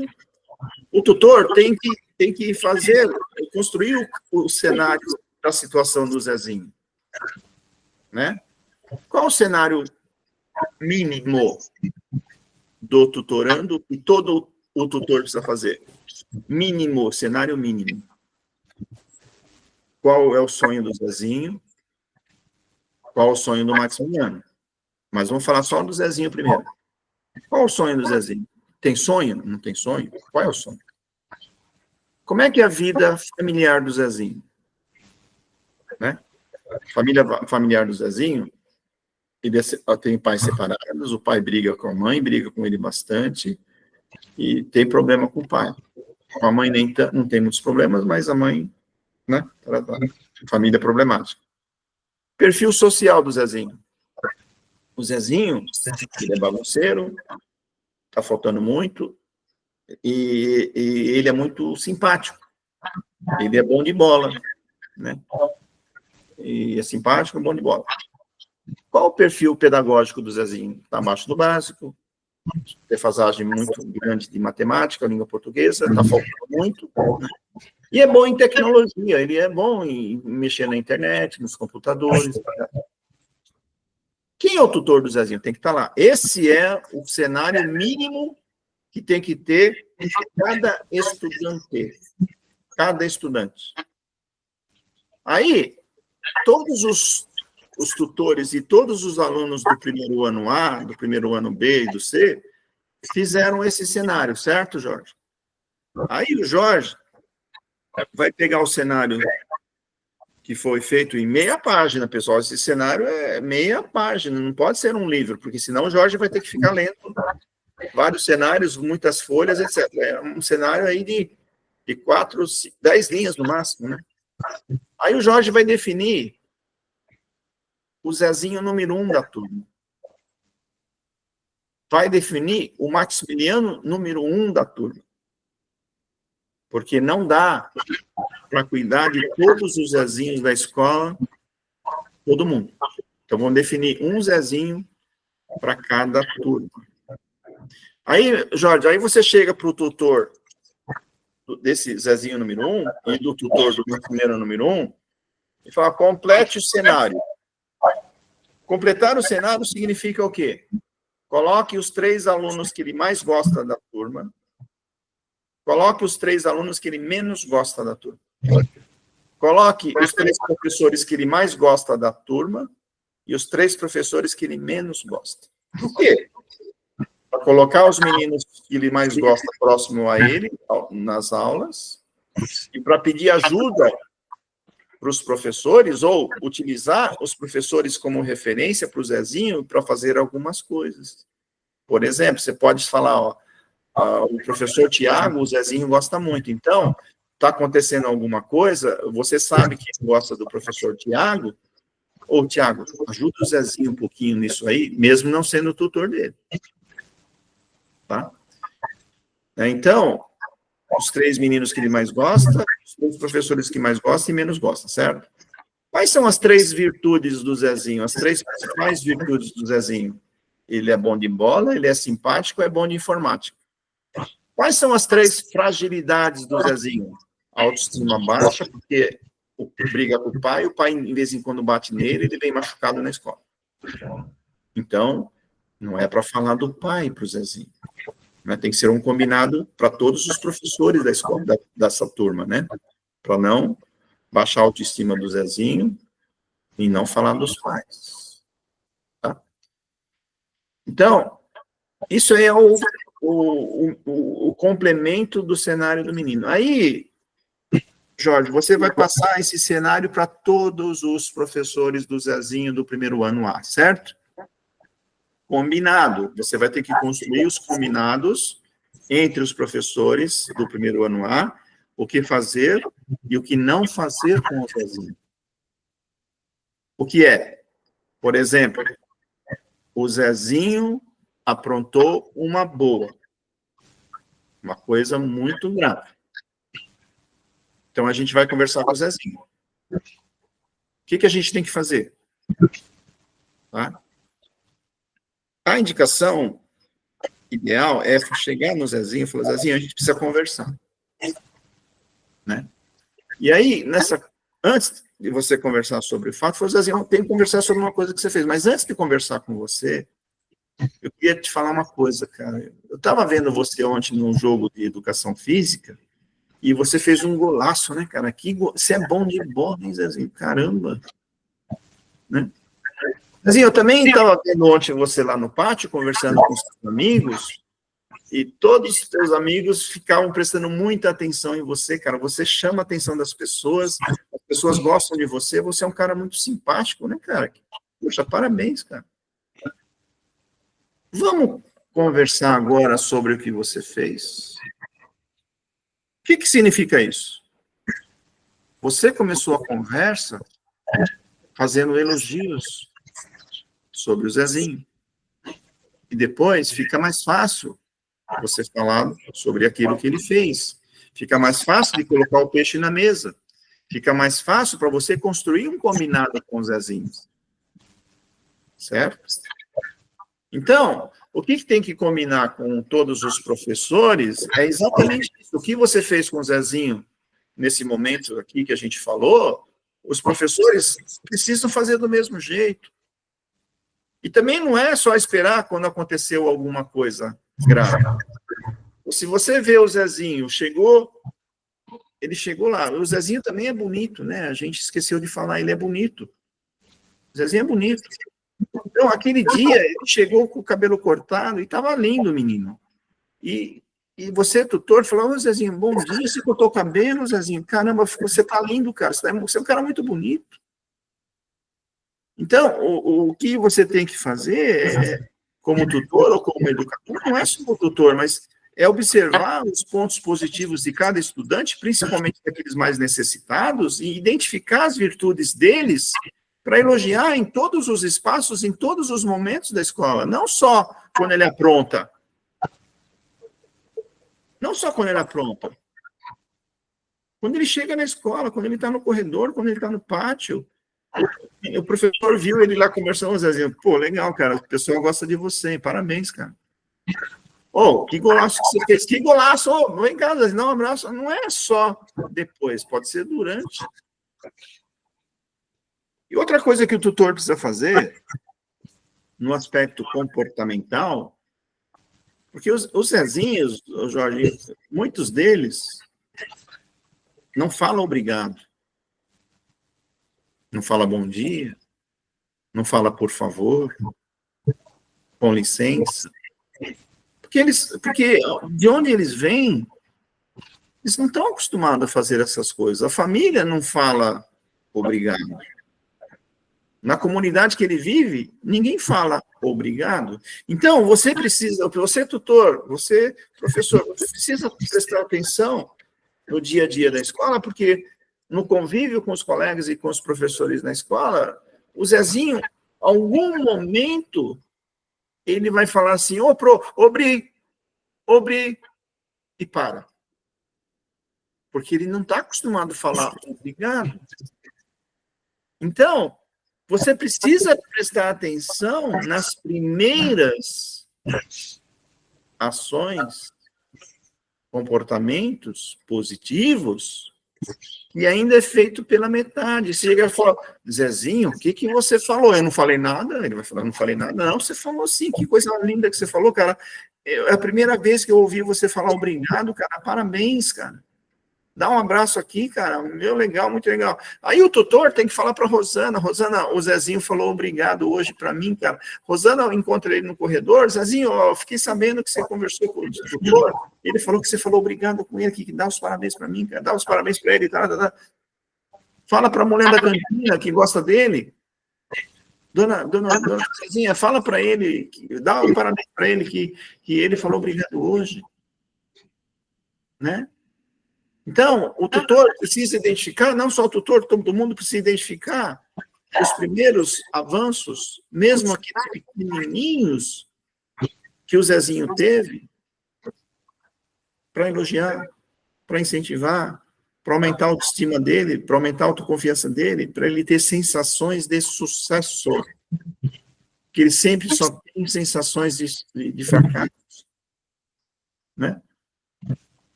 No pedagógico, Jorge, depois que você sensibilizou o Zezinho, projeto de vida, importância de estudar, né, e etc., ele começa a se interessar em estudar. Só que ele está tirando 2, né? Mas ele está interessado em estudar. Qual a meta que você tem que estabelecer com o Zezinho, o tutor, junto com o professor de matemática, claro, para o próximo bimestre? Meta 5? Será que ele consegue ir de 2 para 5? Não consegue. Se a gente estabelecer uma meta inatingível, mesmo que ele tire 4,5, foi de 2 para mais de 100%, ele vai ter a sensação de frustração, de fracasso. Então, é importante estabelecer uma meta para o Zezinho, 2,5, por exemplo, para ele conseguir tirar 2 ou 3 e ele ter sensação de sucesso. E todo mundo comemorar. Fala para a Rosana outra vez que ele tirou 3, que daqui a pouco ele vai tirar 4, daqui a pouco ele vai tirar 5, sucessivamente. Então, nota e comportamento e atitude, certo? E no caso do Maximiliano? Quando ele começou a ajudar o Zezinho, o tutor tem que falar para todo mundo que ele está ajudando o Zezinho. Você está ajudando o Zezinho, né? Agora o Zezinho vai ajudar. E o sucesso do Zezinho vai ser o seu sucesso, hein, Maximiliano? Parabéns, cara. A iniciativa é muito legal essa daí, você ajudar o Zezinho. Então, qualquer atitude de solidariedade, mesmo a primeira e a pequenininha que o Maximiliano fizer, a mesma coisa, elogia. Porque o Maximiliano, a meta do Maximiliano agora é ele ser solidário. Tá? Agora, a nota do Maximiliano, Jorge. Ele tira 8, ele tira 8, 8, 8. Qual a meta do Maximiliano para o próximo bimestre? 9. 9. Ele tira 9. Qual é a meta do outro semestre? 9,5? 9,5. Ele tira 9,5. Qual a próxima meta? 10. É assim? Deve ser assim? Vou falar agora uma possibilidade. Você colocou uma meta 9, ele tirou 8,9. Sensação de? Quanto? Sensação de? De fracasso. Você estabeleceu uma nota 9, ele tirou 8,9. Ele vai ficar bravo, ele vai querer mais atenção do professor, ser mais egoísta, mais arrogante, porque ele quer tirar 9. Quer tirar 10. Então, agora, por que tem que ser a meta sempre para cima para o Maximiliano? Não pode ser entre 8 e 10? Porque se você estabelece meta 9 e ele tira 8,9, frustração, fracasso. Se ele tira, você coloca nota 9,5, ele tira 9,4. Caramba, mas tirar 9, 8,5 ainda não é ser um excelente estudante? Então você está criando um monstro, porque você está estabelecendo meta para o seu tutorando para ele se tornar cada vez mais egoísta, cada vez mais arrogante. Tá? A meta do Maximiliano não é mais nota, é ele aprender a ser solidário. O tutor que tem que ajudar principalmente. Isso daí. Então, o tutor tem que prestar atenção, não só ele, como os colegas, prestar atenção nos primeiros avanços pequenos, tanto do Zezinho como do Maximiliano, para elogiar e incentivá-los. Cada um com as suas metas. Smart. Tá? Tem outra coisa. Alguém quer falar alguma coisa?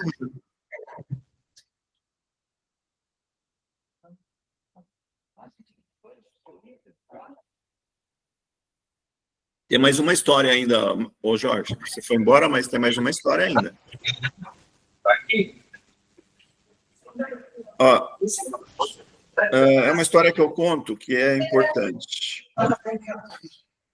A escola, ela consolida realmente a excelência acadêmica e o protagonismo quando há interações entre todos na escola. Entre os professores, tutores e professores de projeto de vida. Professores da Base Nacional Comum, professores de projeto de vida, tutores, e isso ir além da escola. É uma história assim, Jorge. O Zezinho está na aula de nivelamento e ele conseguiu superar a sua habilidade defasada raiz de matemática. Aquela lá embaixo, a primeira que ele precisa superar para conseguir superar as demais, certo? E ele conseguiu, cara. Aí o professor de nivelamento ficou super feliz, né? Deu os parabéns para o Zezinho, abraçou o Zezinho, e imediatamente ele avisa o tutor. Avisou o tutor que o Zezinho conseguiu superar sua defasagem da habilidade raiz de matemática. Aí o tutor ficou esperando o Zezinho na porta da sala de nivelamento, da aula de nivelamento. Aí o tutor encontra o Zezinho, parabéns, Zezinho, agora você vai conseguir superar todas as outras habilidades defasadas que você tem, porque você conseguiu superar a sua principal defasagem, a raiz de matemática. Aí o tutor, super contente, fala para a Rosana, fala para o Tiago, fala para, né, a Gilda, né? A Gilda, né? Lembra da Gilda? Fala para... Oi? Aposentou a Gilma. Eu sei que aposentou, tá na vida boa, eu vejo ela no Facebook. E aí, avisa todo mundo que o Zezinho conseguiu, todo mundo elogia o Zezinho, cara, porque ele conseguiu superar sua defasagem raiz, de matemática e tal, etc, etc, né? Aí o tutor avisa e fala com o professor de projeto de vida, porque o professor de projeto de vida, ele vai ser a aula seguinte do Zezinho. Então, aí o professor de projeto de vida faz uma improvisação e faz uma historinha que utiliza o Zezinho como protagonista da escola, que foi a primeira vez que ele foi uma referência positiva na escola. O professor de projeto de vida faz uma aula fantástica e usa o exemplo do Zezinho de superação, de desafio, de conquista. O Zezinho fica todo cheio. Né? Daí, o tutor, não contente, faz uma carta para os pais do Zezinho, para a dona Maria e para o seu José. O Zezinho entrega a carta em casa no final da tarde. A dona Maria já ficou toda assustada, preocupada. Porque todas as cartas que ela recebia do seu filho era para quê? Para reclamar do seu filho, né? Aí ela falou, não vou abrir essa carta, estou nervosa, vou esperar o José chegar, porque ele vai abrir essa carta junto comigo, etc. Aí o seu José chega na casa, depois da janta, pega a carta e abre a carta, e lê a carta. Aí o seu José ficou emocionado ao ler a carta. E a dona Maria falou, José, o que está acontecendo com você, que você está emocionado, você está quase chorando aí, cara, o que aconteceu, né? Ele falou, lê a carta. Aí o seu José lê a carta, passa para a dona Maria, e a dona Maria também fica bastante emocionada. Por quê? Porque o tutor colocou só elogios do Zezinho na carta. Que ele estava melhorando muito, que ele estava se comportando melhor. Estava aprontando ainda, mas estava se comportando melhor, está tirando notas ainda vermelhas, mas ele vai chegar lá, e daqui 6 meses ele vai estar bem de nota, né? Aí naquela noite foi a primeira vez que o Zezinho, ou melhor, os pais receberam uma carta do seu filho elogiando o seu filho, a primeira vez. Aí, no dia seguinte, de manhã, o tutor liga para o seu José. José, dá para o senhor vir aqui na escola com a dona Maria no final do dia? Aí, o senhor José falou, agora ele aprontou, né? Aí, no final do dia, eles vão para a escola. O senhor José e a dona Maria entram na sala lá do vice-diretor, chamado Jorge, né? Aí o Jorge mostra para os pais, Zezinho, o seu José e a dona Maria, o caderno de registros do Zezinho, né? Aí mostra lá, tá vendo, seu José? Ele tá tirando nota assim, mas tá melhorando, as notas deles daqui 6 meses vai estar tudo legal. Acredita na gente, ele vai conseguir tirar notas boas daqui 6 meses, ele vai estar só tirando 7 por aí, tá? Tá bom. Seu José, vira a página aí do livro. Vê o projeto de vida dele. O senhor é pedreiro, né, seu José? A senhora é faxineira, né, dona Maria? Aí o Jorge fala assim, lê aí, seu José. Poxa, ele quer ser engenheiro civil? Nunca imaginei que ele quisesse ser engenheiro civil. Nunca pensei que ele quisesse fazer uma faculdade.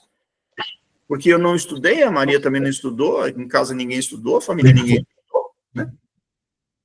Seu José, então faz assim, vira a página e vê o porquê ele quer ser engenheiro civil. Aí o seu José abre, começa a ler, ficou emocionado outra vez e começa a chorar. E a dona Maria, José, de novo você está chorando? O que aconteceu, né? Lê você aqui, né? Aí o vice-diretor, Jorge, fala assim, seu José, o senhor não tem casa própria, né, seu José? Você viu o seu filho que ele escreveu aí? Então, o Dona Maria e o seu José ficaram emocionados porque o Zezinho escreveu que o sonho dele é construir uma casa própria para os pais. Para isso, ele precisa buscar o seu projeto de vida, que é ser engenheiro civil. Como engenheiro civil, ele ia construir o sonho dele, construir o sonho dos seus pais, que era ter uma casa própria, né? Agora, aí entra o diretor, a diretora Rosane, né? Entra. Seu José, estou vendo aí, dona Maria, que vocês viram aí o caderno do seu filho, né? Então, a gente chamou o senhor aqui, seu José, para mostrar isso para o senhor e para o senhor acreditar na gente, seu José. O seu filho vai conquistar o seu projeto de vida e vai buscar o sonho dele. Tá vendo esses meninos que estão passando aqui? Esses meninos também, quando entraram na escola, há 2, 3 anos atrás, eram iguaizinhos do seu filho, com muitas dificuldades, e agora todos vão construir seu projeto de vida, todos vão entrar na faculdade, seu José. Então, eu queria que o senhor acreditasse na gente e não tirasse o seu filho da escola. Porque eu estou com o requerimento aqui, que o senhor fez, que o senhor quer tirar o seu filho da escola para trabalhar no Lava Rápido, né, seu José? Que a gente está precisando.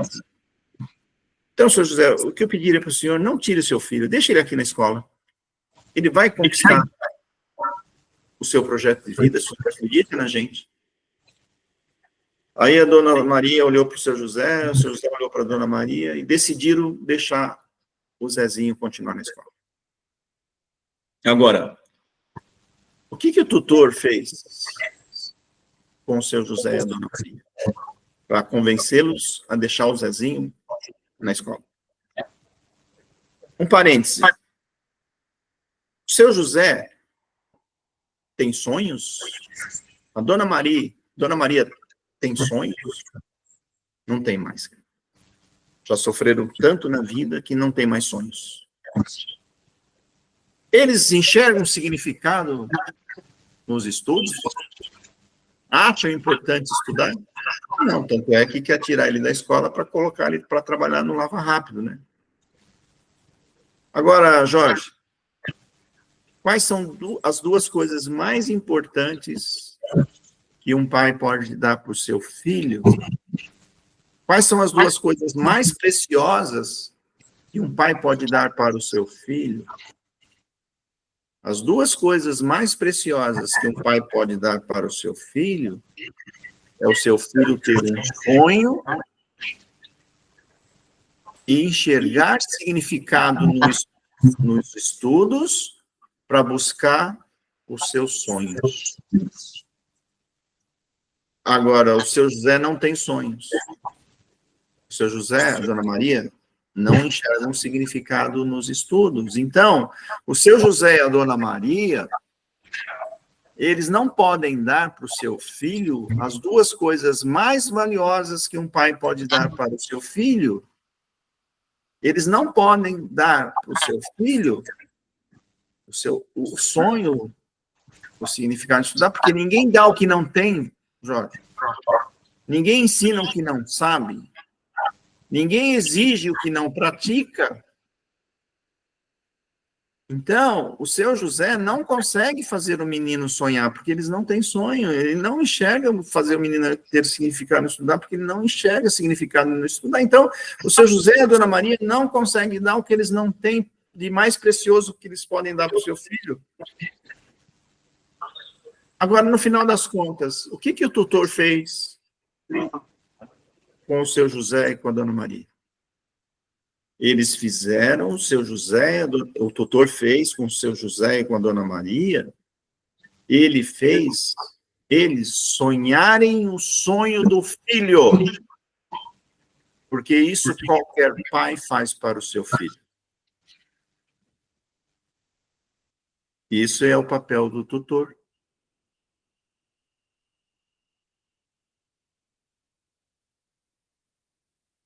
Eu acho que tem mais coisas, né, Jorge? Mas a gente tem que parar por aqui, né? Porque senão a gente... Agora, quem quer fazer isso, pessoal? Quem quer fazer isso? Quem quer? Quem quer fica na escola, pessoal. Quem quer vai ser muito feliz na escola, porque vai conquistar tantas coisas boas para os jovens, né? Rosana, eu sempre falo da sua escola, sabe? Uma das últimas coisas que eu fiz na escola foi uma palestra para toda a escola lá no pátio, lá na quadra, né? Não sei se eu te contei isso, acho que eu te contei. E era depois, no final dos 2 anos nossos, né, e tal, que a gente trabalhou, e aí um moleque, eu não lembro o nome dele, eu estava arrumando as coisas assim, né, e ele falou: Augusto, posso te ajudar a arrumar as coisas? Pode, legal, bacana, né? Ele me ajudou, né? Aí, a hora que ele acabou de ajudar, ele virou para mim assim, falou assim: Augusto, eu tenho certeza que você vai ajudar a molecada aí, meus amigos. Eu falei: por que, cara, que você tem certeza, né? Ele falou assim: porque há 2 anos atrás, eu era muito difícil. Ele até falou que ele era, né? Eu fazia isso. E depois daquele dia que você falou com a gente aqui no pátio, eu me transformei, né? Então, hoje eu sou um jovem acolhedor, eu sou um jovem protagonista, e tenho meus sonhos, e eu vou fazer a minha faculdade. Então, primeiro, muito obrigado. E segundo, eu tenho certeza que você vai ajudar essa turma aí, né? Aí teve um menino, um gordinho, não lembro o nome dele, na saída: Uso, você falou que tem que sonhar grande, né? O meu sonho é grande, você quer saber qual é o meu sonho, né? Eu falei: quero. Eu quero ser presidente da República. Eu falei: cara, você vai ter que estudar pra caramba.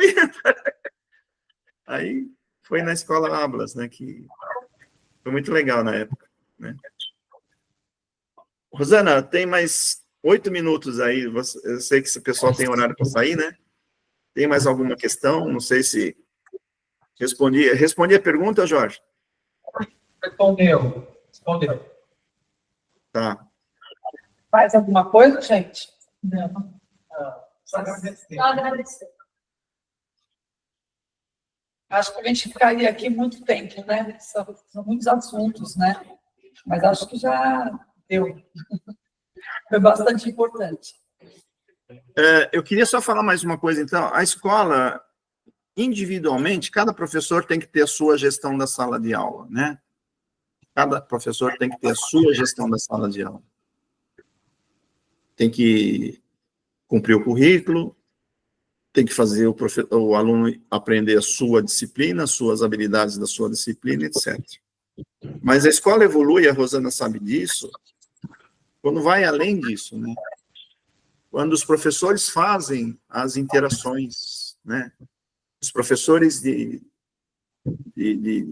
daquela turma fazem as interações, né?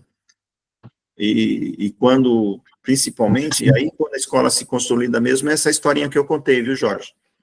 É quando os professores do currículo interagem com o professor de projeto de vida, interagem com o tutor. Não dá para interagir sobre todos os estudantes, mas se você escolher os principais, se você trabalhar o Zezinho número 1 da classe do primeiro ano A, você vai estar trabalhando mais 3, 4 alunos indiretamente ou quase que diretamente, porque o Zezinho influencia sempre 2 ou 3. O Maximiliano também sempre influencia os 2 ou 3. Então, se fizer esse trabalho de um Zezinho de cada turma, um Maximiliano de cada turma, e, se for o caso, define um Zezinho para a escola, todo mundo da escola precisa cuidar desse Zezinho da escola. Todo mundo precisa cuidar do Maximiliano da escola. Então, a escola realmente se consolida quando as interações entre as pessoas da escola têm aquele foco, tem aquele objetivo de ajudar o Zezinho, ajudar o Maximiliano, um ajudar o outro. São as interações, são os alinhamentos horizontais, verticais, as interações, né?